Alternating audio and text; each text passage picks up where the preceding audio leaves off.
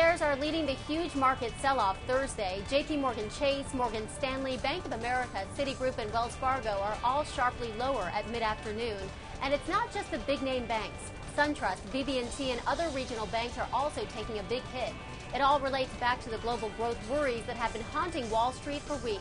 Fears that Europe's banks are beginning to feel the effects of the debt crisis there pressured stocks around the world.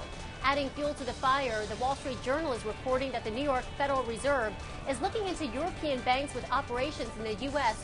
to determine whether they have access to reliable funding. The report says investigators are trying to assess how vulnerable banks are to the escalating financial pressures.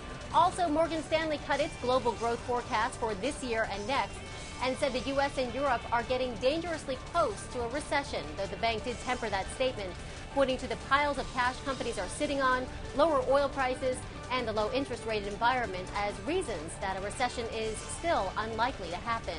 Investors don't seem convinced, causing a steep sell-off on the major financials. For CNN Money, I'm Allison Cossack at the New York Stock Exchange.